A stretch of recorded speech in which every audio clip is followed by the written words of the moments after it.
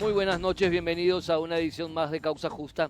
Hoy en este pequeño espacio donde indicamos, expresamos lo que en Causa Justa creemos que es lo correcto. Queremos hablar, o quiero hablar puntualmente en lo que refiere a la situación de niños, de menores de edad, en diferentes situaciones, en diferentes aspectos, tanto en lo que hace la aplicación del Código de la Niñez y de la Adolescencia, como hacen la aplicación de la propia Carta Magna, en lo que indica sobre la obligación de la sociedad como un todo, pero también de los ciudadanos de manera individual, de precautelar el derecho superior del niño.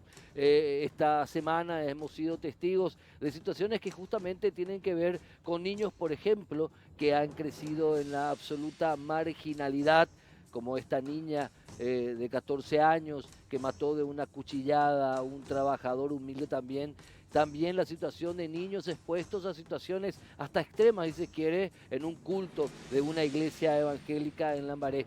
Y también las veces que recordamos aquí en Causa Justa sobre la situación de niños que son tomados como carne de cañón, que son de niños o niñas que son puestos en el medio de las peleas de sus progenitores, que son puestos en el medio de situaciones de crisis, en donde no se habla de ellos como sujetos de derecho, sino como objetos de derecho. Es más, muchas veces son como trofeos, en especial en los casos muy complicados, por cierto, de régimen de relacionamiento, divorcios, cosas que tienen que ver con el derecho de familia.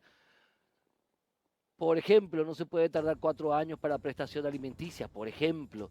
Entonces, hay que, creo que, repartir las cartas otra vez y tomar en serio la situación que nos indica, o el camino que nos indica la propia Constitución Nacional. Y lo digo de una manera, hasta si se quiere, cansina ya, porque a lo largo de estos años, aquí en Causa Justa, más de una década, mucho más de una década, hemos siempre indicado lo siguiente: el niño, la niña, el adolescente es el futuro del país. Ese niño, esa niña, ese adolescente, por A o B motivo, que está en el medio de un proceso judicial, o en su defecto está incluso como víctima o como investigado, si se acepta esa expresión, en algún tipo de expediente, es un sujeto de derecho. Hay que protegerlo de alguna u otra manera. Ese niño, esa niña, ese adolescente es quien el día de mañana será ese padre, esa madre de familia, eventualmente será ese trabajador, esa trabajadora, será esa persona de bien o no. Entonces, en la medida que una sociedad, por un lado, trata a sus niños, niñas y adolescentes y trata a sus ancianos, es esta sociedad cómo podrá crecer o no. Por eso indicamos lo siguiente, y no nos vamos a cansar, por más que ya estemos cansados, no nos vamos a cansar de repetir: los niños son sujetos de derecho, no objetos de derecho. A la vuelta al corte, el primer tema del día de hoy.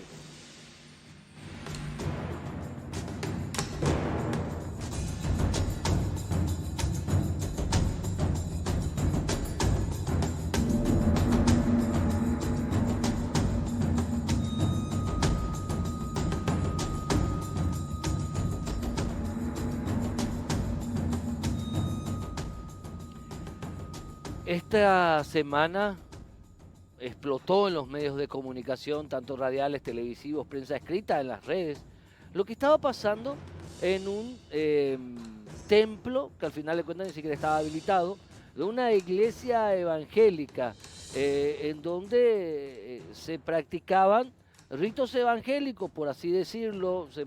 Se hacía manifestaciones de la fe de esta gente en Lambaré, cerca del barrio Mbashio, entre Mbashio y Puerto Pabla, en Lambaré, en donde se hablaba de que el líder de de este grupo, cuyo templo ni siquiera tenía permiso de la comuna lambareña, y por eso incluso fue clausurado el día de hoy, apostaba, digamos, a situaciones en donde particulares, por así decirlo, en un caso, en unos casos, y en otros casos ya preocupantes. ¿Por qué?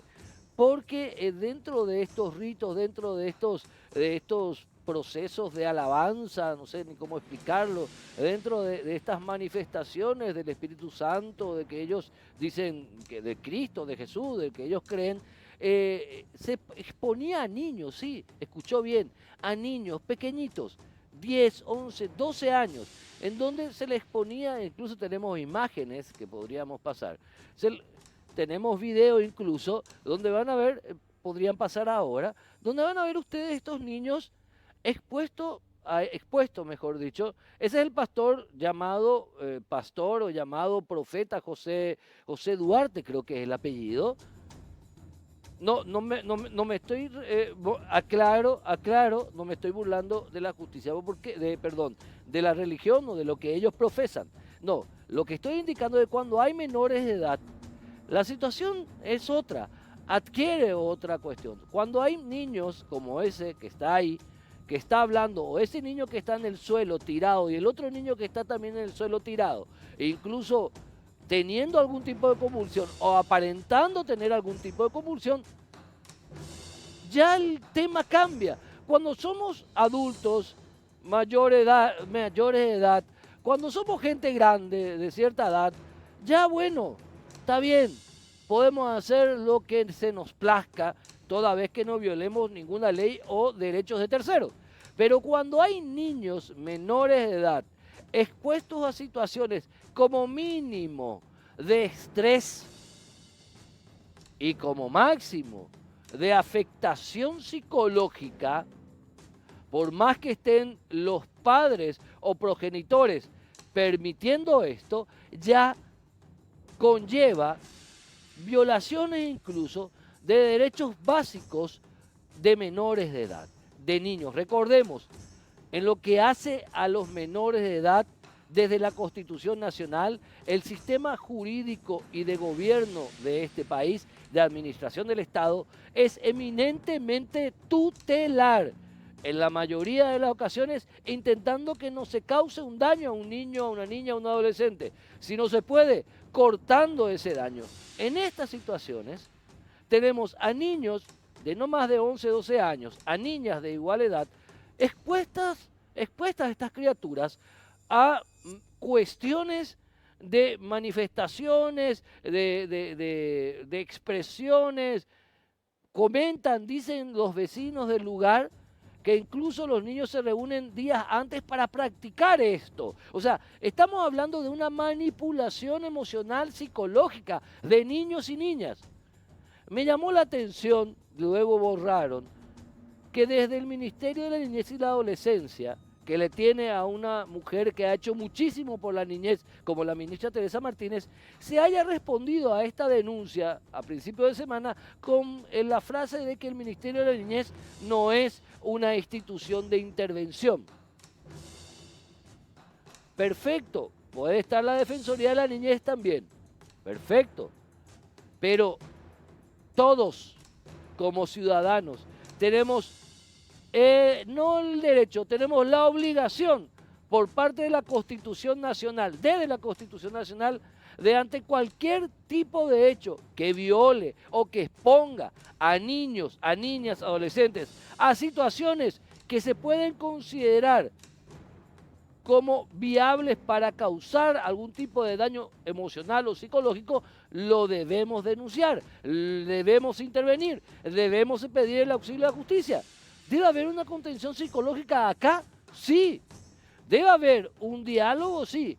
Este señor mayor de edad que expone a niños, miren ustedes con sus propios ojos, que expone a niños a este tipo de situaciones. Ustedes me dicen que estos niños y adolescentes también no tendrán algún tipo de condicionamiento a partir de ser expuestos a situaciones como esta. No tengo nada en contra de la manifestación comunitaria o particular de la fe que uno profese. Absolutamente, porque en el Paraguay y también en un sistema democrático existe la libertad de culto. Perfecto, pero no es menos cierto. Y vuelvo a insistir porque es demasiado importante.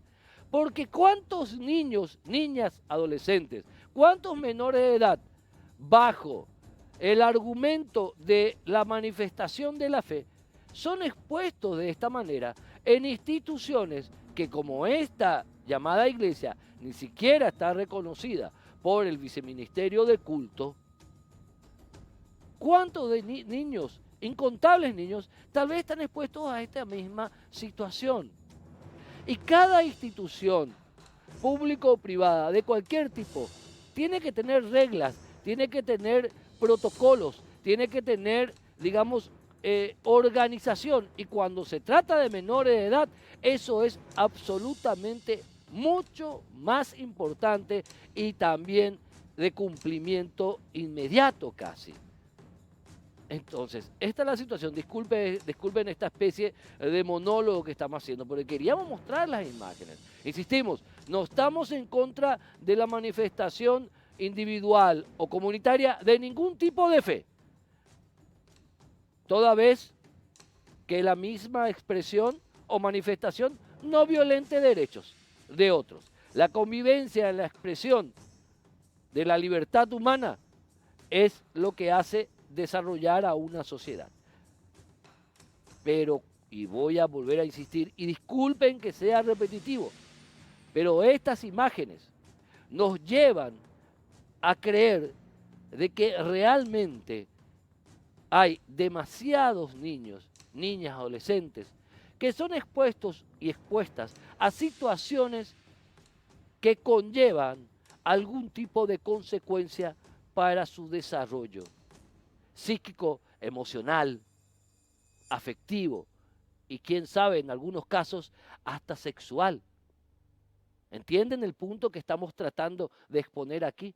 Esa es la cuestión que nosotros queríamos mostrar, que queríamos poner en el tapete para el análisis. Mucho se puede decir, mucho se puede hablar, podemos tener cientos de invitados, podemos tener cientos de analistas, decenas de psicólogos, pero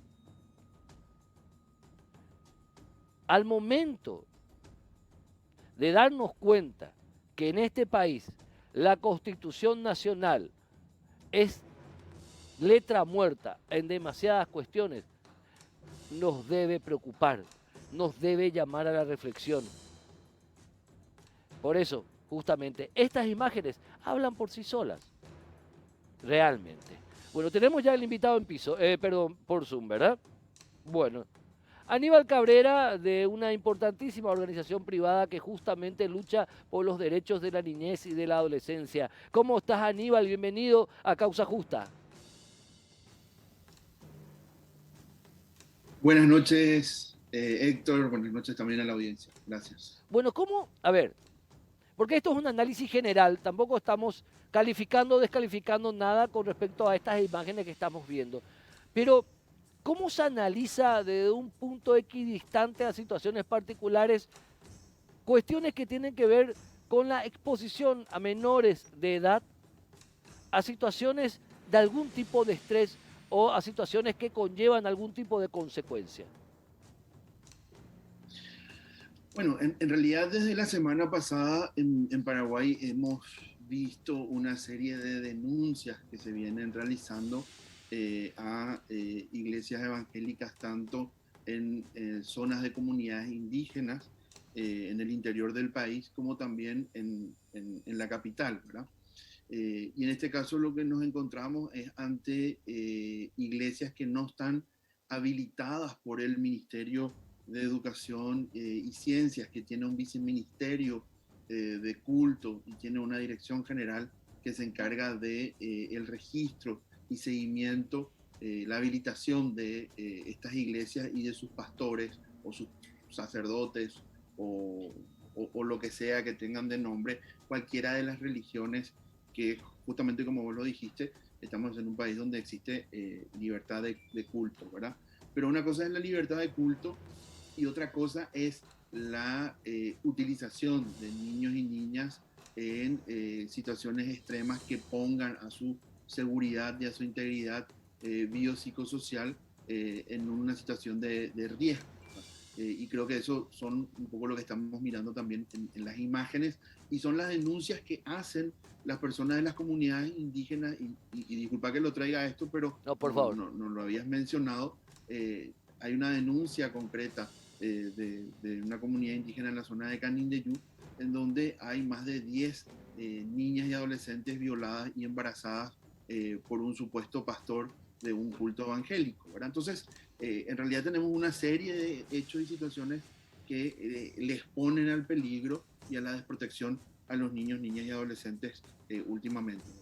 Ahora, Aníbal, desde el punto de vista del derecho positivo, desde el punto de vista de la normativa en materia de protección de la infancia, este tipo de situaciones, a ver, lo de las niñas indígenas embarazadas es un verdadero escándalo que penosamente no está teniendo la visibilidad que tenía que tener, que tendría que tener. Se Sin embargo, faltan las denuncias penales, debería investigarse, pero debería investigarse. Ahora bien, ahora bien, más allá de ese caso que trajiste a colación, más allá de eso, este tipo de cuestiones en particular y otras que ni siquiera sabemos, ingresan al ámbito de la violación de alguna norma penal que obliga a la intervención jurídica de tutelar del menor. En efecto, sí estamos viendo que existe una situación de violencia física y una situación de violencia psicológica y de amedrentamiento en cuanto a los niños, niñas y adolescentes que asisten a este tipo de cultos o ritos. Realmente la Defensoría debería de generar una intervención y el Ministerio de la Niñez debería de generar también un acompañamiento a esas familias y a esos niños y niñas para saber en qué estado socioemocional se encuentran, ¿verdad? Las imágenes, en efecto, son demasiado fuertes en algunos casos y las palabras también que se utilizan también son sumamente fuertes, ¿verdad? Entonces, yo creo que amerita que el Estado realice una intervención y que pregunte cuál es la situación biopsicosocial de estos niños y sus familias. Ahora, estas iglesias o estas confesiones religiosas o expresiones comunitarias de una fe, al estar obligadas por la ley de educación de inscribirse, de registrarse para adquirir derechos y obligaciones, también deben cumplir protocolos que tienen que ver con menores de edad en la manifestación de algún tipo de culto. Cualquier persona en Paraguay, tanto en el ámbito privado como en el ámbito público, cualquier institución que trabaje con niños, niñas y adolescentes, tiene que tener una política de protección interna. Esa política de protección interna tiene que indicar cómo trabajar y abordar a ese niño, niña, adolescente. Te puede decir de cómo no estar solo en una habitación, con un niño o niña adolescente, de cómo cuando un director de escuela o una directora de la escuela tiene que hablar con un estudiante, la puerta y las ventanas de su sala tiene que estar abierta. O sea, son delineamientos que se tienen de estándares de protección y de cuidado hacia los niños, niñas y adolescentes. Y Y en este caso, en este tipo de situaciones, de las imágenes que estamos viendo, que no sabemos si se repiten en otro tipo de iglesias, ¿verdad? exacto. Y en este caso también tiene que existir un protocolo de atención y de contención a los niños, niñas y adolescentes. Ujú. Pero si estamos hablando de una iglesia evangélica o un culto cristiano que ni siquiera está registrado en el Ministerio de Educación, ni siquiera tiene la habilitación para funcionar en cuanto a la infraestructura de parte del municipio. Entonces tenemos una irregularidad terrible desde el origen mismo de su existencia, ¿verdad? Y lo peor es que muchos de estos espacios están cruzados o están contenidos también por gente de la clase política nacional y local. En la unión de la política con la religión, ¿verdad? Para captar votos, Exacto, así mismo. directo. Y además se instalan en barrios en situación de pobreza y de desigualdad también. Eso también hay que señalarlo. O sea, en realidad esto es un fenómeno que nace en África y se extiende hacia Asia y luego llega en América Latina, que tiene que ver con las iglesias neopentecostales, ¿verdad? Que hacen a una visión sumamente doctrinaria del cristianismo, casi talibán, por llamarlo de alguna manera, Ujú. donde las mujeres tienen roles solamente reproductivos y funcionales a la casa y al marido, tienen que vestirse de cierta manera. Hemos visto en barrios de Asunción y en barrios de la periferia de la capital también, en las ciudades dormitorios, hoy ya de grandes proporciones como San Lorenzo, Luque, Lambaré, Fernando de la Mora, cultos en donde vemos que las mujeres salen con velos y con el cabello tapado, ¿verdad? Con pañoletas. Entonces, realmente esto es un fenómeno que se está dando en los últimos años en el mundo y en la región y que ha venido aterrizando también en Paraguay.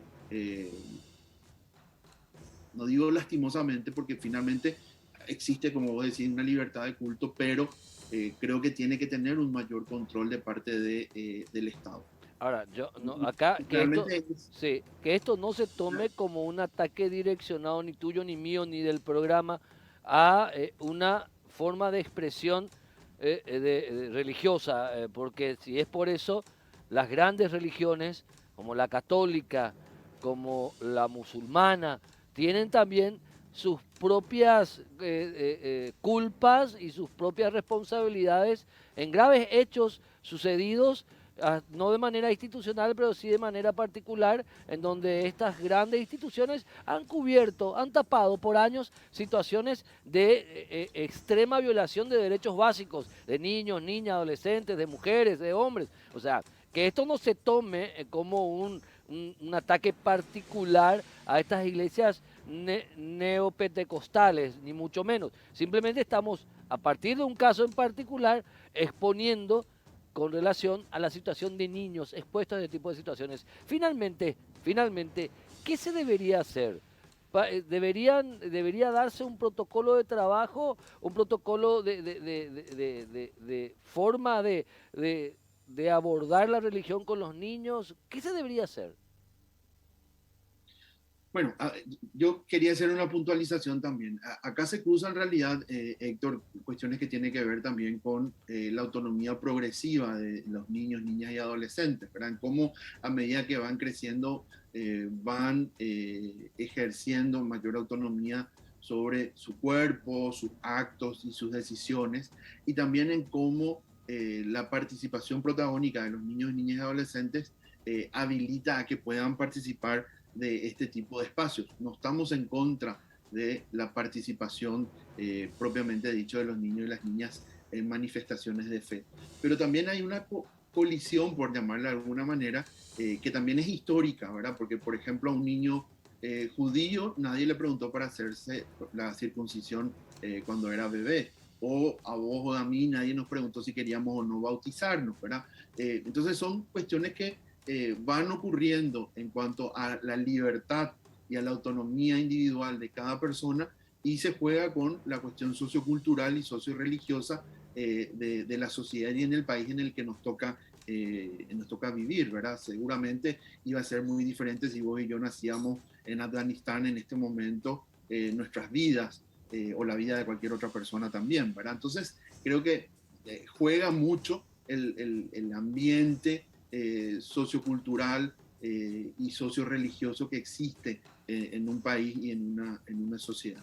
Eso por un lado. Perfecto. Por otro lado, también tenemos que reconocer que que no todos los actos religiosos y no todos los actos socioculturales y socioeducativos y socioreligiosos son beneficiosos para una persona o para un niño o para un individuo, sea niño, niña, adolescente o incluso Perfecto. persona adulta, ¿verdad? Entonces, creo que también ahí existe una necesidad de que el Estado tiene que controlar y acompañar estas manifestaciones eclesiásticas, por llamarle de alguna manera, Perfecto. o de cultos, ¿verdad? Bueno, Nosotros lo que pensamos es que, en efecto, no como lo dijo lastimosamente en un Twitter el Ministerio de la Niñez y la Adolescencia, que además lo tenemos guardado, que no es responsabilidad de ellos porque no tienen que actuar sobre esta situación. Sí es responsabilidad del Ministerio de la Niñez y la Adolescencia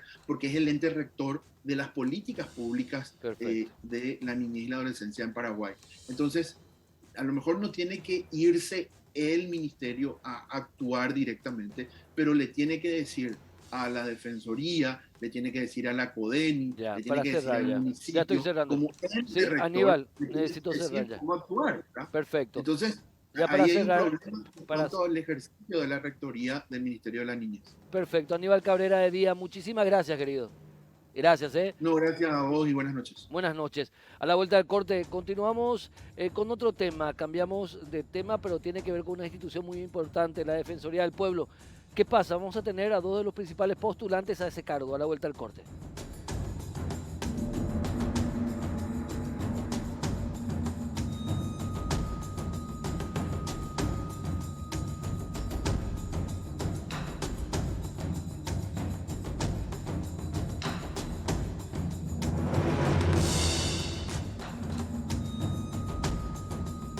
Nos acompañan los reconocidos profesionales del derecho, Liliana Sayas y Jorge Rolón Luna. Ambos hoy que se presentan como los principales postulantes a reemplazar a Miguel Godoy en la Defensoría del Pueblo. Defensoría del Pueblo, que es una institución muy importante. Falta la doctora Alejandra Peralta, que está de viaje, pero va a venir en el próximo programa. Jorge Rolón Luna, Liliana Sayas, muchísimas gracias. Invitados de siempre en estos largos años aquí en Causa Justa y hoy en otro papel. Comienzo, Jorge, por favor, con la dama, si me permitís. Pero por supuesto. Gracias. La Defensoría del Pueblo, ¿qué es hoy día? Bueno, muy buenas noches, Buenas Héctor. noches. Muchas gracias por la invitación y como vos decís, tanto tiempo y con distintos temas, pero siempre centrados en los derechos humanos. Anteriormente en la parte punitiva, que era el Ministerio Público, luego el Ministerio de la Mujer y hoy eh, tratando de continuar lo que con mi expertise he podido trabajar en otras instituciones en lo que hace a los derechos humanos desde un punto de vista más integral y enfocado a través de la Defensoría del Pueblo dentro del eje que pretendo trabajar en la promoción y protección de los derechos humanos para todos y para todas. La Defensoría del Pueblo yo creo que no está siendo vista con todo el potencial que debiera tener. Todavía hay sectores que confunden la Defensoría del Pueblo con el Ministerio de la Defensa Pública, Por ejemplo. cuando que lo que no tiene es función jurisdiccional, es un comisionado del Parlamento y que justamente lo que busca es llegar a todos estos sectores y sobre todo con varios enfoques. Mi propuesta básicamente tiene que ver en primer lugar con un enfoque de derechos, ¿verdad? Con un enfoque también de interseccionalidad, con un enfoque de igualdad entre hombres y mujeres y también finalmente con un enfoque de derecho y desarrollo humanos sostenibles. ¿Qué es lo que pretendo? Y pretendemos que justamente en primer lugar una capacitación permanente, ¿verdad? Empezando por el funcionario, por la funcionaria de la Defensoría, para que internalice ese rol que tiene que ver con el reconocimiento de los derechos y de la dignidad de todos y de todas, y a la su vez, ¿verdad?, trabajar intersectorialmente con otras instituciones para que justamente esto pueda llegar a todos y a todas. Entonces, no ser solamente un canal de reclamos, sino también potenciar a lo que es una educación en derechos humanos, o sea, que la ciudadanía conozca sus derechos no solamente de una manera teórica, sino que también los internalice y finalmente podamos tener una identidad individual en la materia. Ahora, una identidad en un país con una debilidad institucional. Estoy hablando en particular del defensor del pueblo actual, a quien yo lo veo con luces y con sombras, pero una persona que a mi entender trató de hacer lo que pudo con lo que tenía entre manos. Pero, ¿se puede, doctor Jorge Rolón Luna, hacer mucho más? O sea, la Defensoría del Pueblo, al igual que en otros países, mucho más avanzados con este tipo de instituciones de delegatura del poder legislativo, ¿se puede alcanzar otros estándares de eficiencia? Es que hay que cumplir, justamente, ese es el objetivo. El Estado paraguayo es signatario, ¿verdad? Perfecto, Con tanto en el sistema universal como en el sistema regional, ¿verdad? De la OEA. perfecto. Doctor Jorge Luna, con la misma pregunta que le hacía a la doctora Liliana Sayas. Sí, bueno, en primer lugar, muchas gracias por la invitación. Un gusto estar acá y un gusto poder llegar a la importante audiencia de este programa. Bueno, Yo creo que la Defensoría del Pueblo tiene un problema de identidad que es de adentro hacia afuera y otro que es interno, ¿sí? Un problema intraidentitario. Y ahora voy a explicar esto que parece un trabalenguas. Sí. Se la confunde con otras instituciones o se la ignora directamente. Nadie sabe qué es, para qué sirve, de qué se trata esta institución. E internamente creo que también a lo largo del tiempo, el defensor actual más el defensor que estuvo antes, no la convirtieron y no convencieron nunca a sus funcionarios de que es una institución contrapoder. Desde el punto de vista constitucional, la Defensoría del Pueblo es lo que se denomina una institución contrapoder. Extrapoder podría decirse también, pero a mí me interesa eso de... Es un concepto diferente, Es contrapoder de extrapoder. Sí, pueden ser la misma cosa al mismo tiempo, digamos, pero ¿qué significa contrapoder? Y voy a explicarlo en palabras muy sencillas. La Constitución establece un catálogo, en la paraguaya digo, un catálogo muy amplio de derechos, libertades y garantías. Cuando el Estado, que es el que debe promoverlos, defenderlos y eventualmente sancionar a los responsables de violación a los derechos humanos, no lo hace, o sea, le falla al ciudadano y a la ciudadana, desde el Estado tiene que haber una institución que le reclame eso a ese otro ámbito estatal más amplio que son el Poder Legislativo, el Ejecutivo y el Judicial. Por eso es extra y contrapoder. O sea que desde el Estado tiene que asumir la posición del ciudadano. Si uno tiene experiencia en derechos humanos, pero defendiendo torturadores, no puede estar en la Defensoría del Pueblo, porque hay casos como esos, ¿sí? La experiencia en derechos humanos tiene que ser desde el punto de vista de los derechos de las personas. Entonces, dentro de la propia institución, no se entiende bien ese rol porque los sucesivos defensores no le han dado esa identidad. No se interlocuta con el Ejecutivo, con el Legislativo, con el Judicial, no se tiene presencia como un ámbito desde donde se reclaman los derechos de las personas. Y eso es muy grave porque el constituyente, cuando redacta la Constitución, toma nota de algo que sabemos desde hace siglos. El Estado tiende, por su genética, a violar los derechos humanos, ¿sí? Por eso es que existen protecciones para los derechos humanos en el ámbito constitucional, en el ámbito internacional y legal a su vez.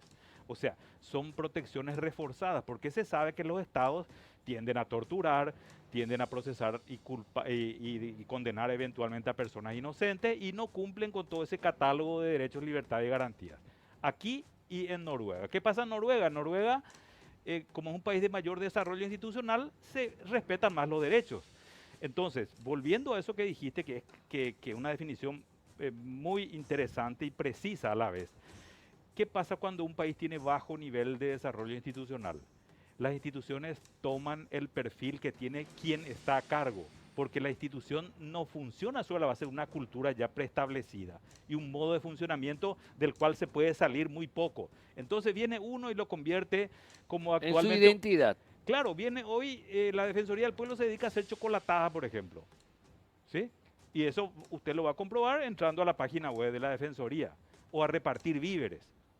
Entonces, eso nos da la pauta de que puede venir otro u otra que no comprenda el rol que tiene de trabajar políticas públicas duraderas, permanentes y que apunten a toda la población, no a solucionarle el problema a uno que tuvo un problema o a aquel que no accedió en un caso determinado a una cesárea, un caso de una persona que el Estado no le quería hacer una cesárea o no le dio lugar en un quirófano para tener el hijo como debía ser.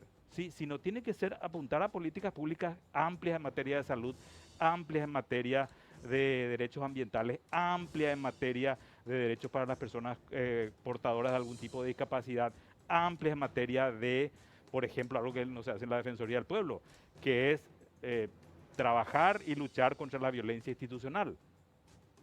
Se hace un seguimiento, por ejemplo, ahí de los casos de tortura o los casos de policías que extorsionan, secuestran personas para llevarlas a un cajero automático y sacarles dinero. Y me refiero a seguimiento. ¿Qué pasó con ese policía cuyo caso probablemente fue de etapa hoy, pero un año después está haciendo una barrera? Ahora bien, doctor Jorge Sí, Luna, doctora Liliana Sayas, no pasó mucho tiempo el ministerio, perdón, ya me iba a equivocar yo, la Ujú. Defensoría del Pueblo no pasó mucho tiempo repartiendo dinero a las víctimas de la dictadura estronista Bueno, de eso manera mucho más intensa durante los 10 años de Páez Monjes. De Páez Monjes creo que era el anterior defensor del pueblo. El primero creo que fue, o sea, ¿quién fue el primer defensor del Páez pueblo? Monjes. Páez Monjes, Páez Monjes. Páez sí, Monjes, ¿cuánto sí. tiempo estuvo al frente Y estuvo como 10 años, pero más de 10 años por estuvo. más de 10 años? 8 años por Aproximadamente. encima de su periodo de 5, 13 años 13 aproximadamente. años Sí, aproximadamente estuvo, sí. mucho tiempo. Ahora, y Páez Monjes se pasó repartiendo dinero a las víctimas y familiares, víctimas o familiares de la dictadura estronista. Fue como una especie de cajero automático para mucha gente, en algunos casos de manera absolutamente ilegal, y aquí lo hemos denunciado también incluso. Eso no ha condicionado a que hoy día la Defensoría del Pueblo, y para ambos la pregunta, la Defensoría del Pueblo esté relegada y no esté colocada como no, como en otros países, como una institución clave. Así mismo, o sea, volvemos a lo mismo. Hay una confusión con respecto a los roles que tiene y al rol principal que es en materia de derechos humanos. Uno hablaba de la Defensoría del Pueblo, por un lado, por el tema de objeción de conciencia y por el otro lado, por el tema de la reparación a las víctimas de la dictadura. Pero si uno observa el organigrama, es mucho más que eso. Y si uno observa el propio artículo de la Constitución Nacional, te refleja, ¿verdad?, otras funciones. Inclusive, por eso puntualizamos en el reglamento, en la ley que reglamenta la Defensoría del Pueblo, varias funciones que inclusive tiene que ver con la promoción de los derechos humanos. Por eso es que hago mucho énfasis que en lo que hace a mis ejes, ¿verdad? Me parece fundamental la capacitación permanente y así como lo dice Jorge, no solamente de una manera que el ciudadano y la ciudadana lo conozcan para qué sirve, sino que los mismos funcionarios, hablábamos recién de un organigrama muy extenso, muy administrativo, cuando que debería estar más puntualizado, ¿verdad?, en lo que son los objetivos y menos burocracia dentro de la misma institución. Perfecto. Por eso hay que realmente enfocarse, ¿verdad?, de esa manera integral, transversal y promotora y protectora de los derechos humanos del ciudadano y la ciudadana. La misma pregunta, doctor Jorge Luna. Bueno, en primer lugar, yo quiero señalar que el derecho de las víctimas de la dictadura a la reparación es un derecho absolutamente legítimo. No, nadie lo No, niega. no, no, simplemente decirlo de mi parte. Claro, Sí, claro. sí, sí, no digo que nadie esté negando. Sí. Entonces, yo quiero dejar de mi lado bien claro eso. Es un derecho absolutamente legítimo y aparte está establecido en nuestro ordenamiento jurídico. Sí. ¿Qué pasó ahí? Que en algunos casos o en muchos casos se indemnizó a personas que no eran víctimas, se cobraron indemnizaciones de manera reiterada, eso me costó a mí, quien está acá sentado delante, acá con ustedes, una querella por difamación y calumnia a quien fuera, de parte de quien fuera alguna vez directora de la Dirección General de Verdad, Justicia y Reparación, porque yo denuncié ese hecho, ¿sí? Y lo hice a través de los medios de comunicación, y si algún fiscal quería tomar nota de ello, cosa que no ocurrió, luego yo salí. Entonces, en primer lugar, eso. En segundo lugar, señalar entonces que hubo cobros indebidos, pero también toda una estructura de decirle a las pobres víctimas, cobren, pero dennos una parte. ¿Sí? Y eso fue un rumor que en algunos momentos era algo más que rumor y ese tipo de cosas nunca se investigaron. Y eso contribuyó al desprestigio de la Defensoría definitivamente. Perfecto. Pero eso tiene que continuar y es una parte de las funciones de la Defensoría, eso tiene que continuar y tiene que hacerse un filtro y tienen que cobrar las verdaderas víctimas y tiene que modificarse la ley porque hoy eso está sujeto a un dictamen vinculante de la Procuraduría General de la República, y la Procuraduría General de la República en los últimos años se pasó diciendo no a esos cobros y las víctimas se quedan sin el cobro. Perfecto. Consecuencia de ese mal manejo de años. Ahora, por último, si me permiten, Sí. y les agradezco mucho, doctora Elena Sayas, doctor Jorge Luna, los conocemos como exponentes de una línea pública y privada de defensa de los derechos humanos a ambos en sus distintos cargos. Finalmente, ¿cuál es el cariz que tomaría la Defensoría del Pueblo en caso de que sea designada la doctora Liliana Zayas o sea designado el doctor Jorge Rolón Luna? En mi caso particular, lo que yo deseo es posicionar a la Defensoría del Pueblo como un órgano especializado en materia de protección y promoción de los derechos humanos, un órgano de consulta, un órgano de recomendaciones, un órgano participativo, inclusive en políticas públicas y, por qué no decirlo, también en proyectos de leyes que puedan reivindicar, ¿verdad?, la titularidad de derechos humanos que tenemos los ciudadanos y las ciudadanas. Me parece que eso es alentador y nuevamente la educación y reeducación en derechos humanos para los ciudadanos y para la misma institución. Gracias, doctora Liliana Zayas. Doctor Jorge Rolón Luna, por favor. Sí, voy a tratar de condensar algo que podría ser una respuesta muy larga, porque en la Defensoría del Pueblo, yo estuve un año ahí, conocí por dentro también, entonces sé un poco de lo que voy a hablar a continuación. Está todo por hacer. Hay que hacer una reingeniería, hay que refundar esa institución, hay que posicionarla socialmente para que el ciudadano y la ciudadana confíen en esa institución y sepan que ese ámbito es un ámbito de defensa y promoción de sus derechos. Hay que ver si con el presupuesto que tiene y con los funcionarios que han sido nombrados sin concurso, de manera caótica, se han despedido personas con larga experiencia en los últimos años. Ha habido un muy pésimo manejo de las relaciones, de los recursos humanos. ¿Qué se puede hacer? No se pueden prometer milagros, pero la Defensoría a mi cargo sería refundada y se debería convertir en una institución que defienda los derechos de las personas en todos los ámbitos, desde Perfecto. los derechos difusos, los derechos del consumidor, hasta la prohibición de tortura, que es absoluta y que no debe ocurrir más en Paraguay. Si me explican, para recordar a la audiencia, ¿esto ya se integró la terna? ¿Se está por integrar o es un cúmulo de postulantes que elige la Cámara de Diputados? ¿Cómo sería? Rápidamente. El Senado hizo la convocatoria. La Cámara de Senadores. La Cámara de Senadores, Sí. aproximadamente 77 postulantes, Sí. de los cuales luego de unas audiencias públicas deben conformar una terna que remitirán a la Cámara de Diputados y quienes son los encargados De de designar. elegir al defensor del pueblo titular y adjunto. Gracias por recordarme ese dato, ¿eh? Esto ¿Cómo? está en proceso. Hay otros postulantes que de seguro también vamos a invitar a la vuelta del corte. Vamos a volver a hablar con el presidente del Colegio de Abogados del Paraguay, Manuel Riera, con respecto de algo que él vino a exponer acá, que era atentatorio incluso contra el ejercicio del derecho, contra el ejercicio de la abogacía, de la profesión de abogado. A la vuelta del corte vamos a hablar de eso otra vez.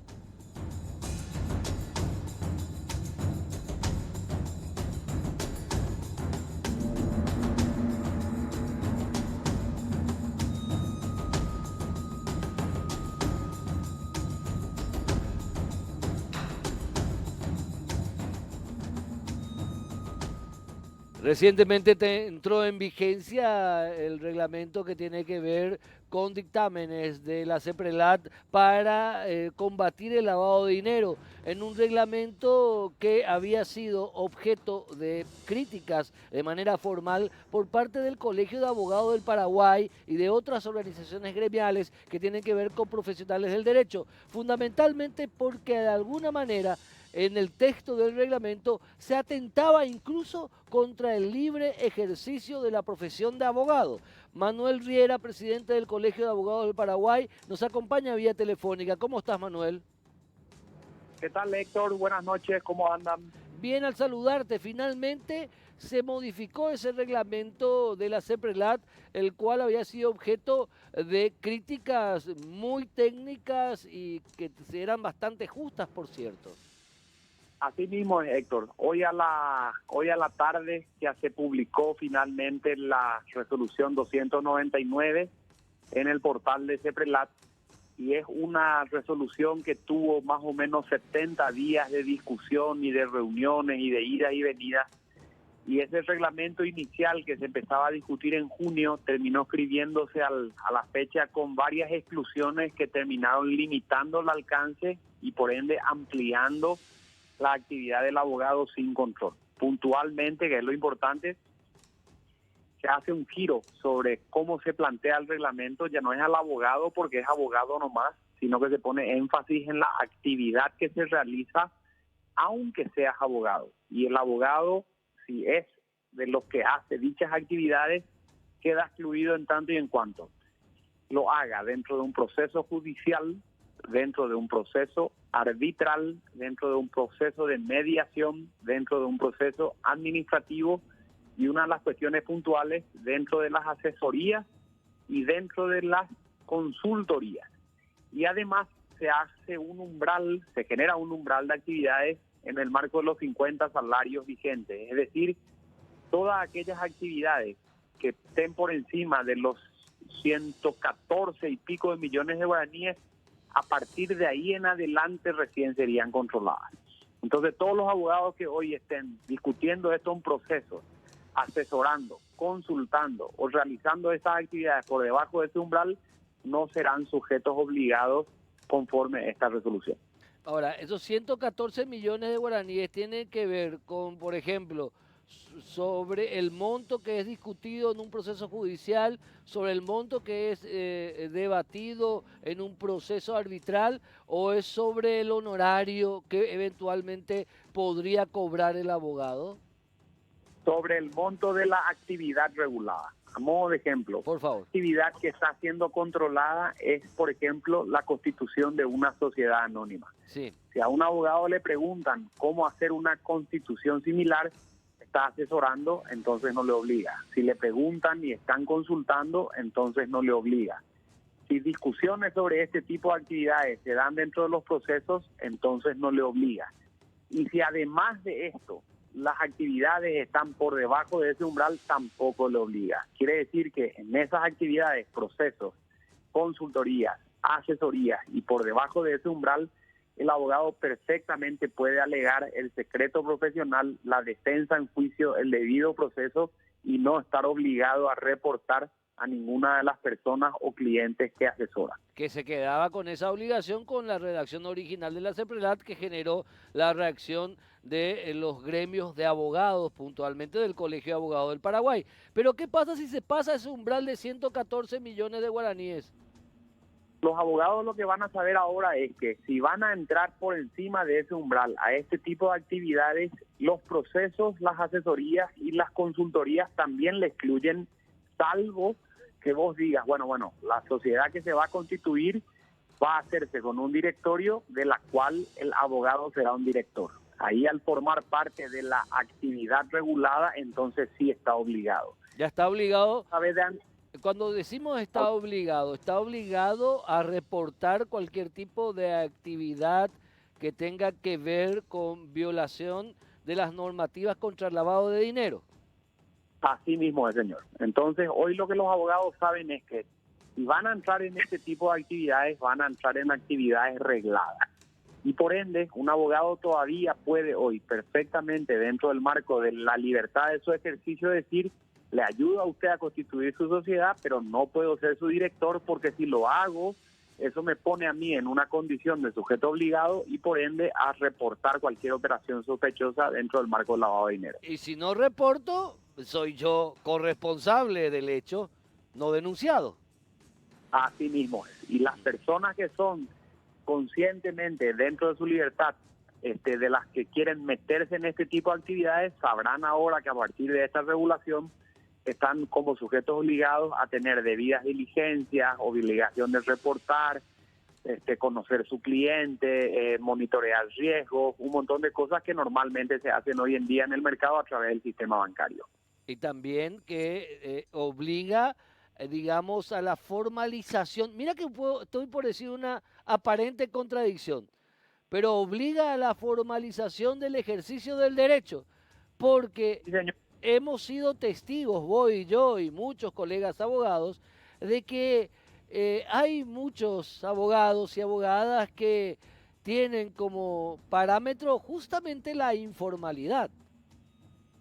es tal cual estás diciendo. Esto le va a dar un marco regulatorio que va a limitar ese libre ejercicio que se hacía antes sin control en este tipo de actividades, pero hoy el abogado sabe de antemano que si se va a involucrar, va a tener responsabilidad ulterior sobre lo que hace, ¿verdad? No va a poder decir, no, yo soy el abogado nomás de esta persona que lavó 1.000 millones de guaraníes. Así mismo es. Doctor Manuel Riera, muchísimas gracias. Un abrazo, continuamos hablando de este tema en otro programa. Gracias. A usted, señor, gracias por la llamada. Un abrazo grande. Hasta luego. Era el doctor Manuel Riera, presidente del Colegio de Abogados del Paraguay, sobre este tema que lo vamos a seguir desgranando aquí en Causa Justa. Este nuevo reglamento de la CEPRELAT, que es muy interesante contra el lavado de dinero. Nos vemos en el próximo programa de Causa Justa. Chao.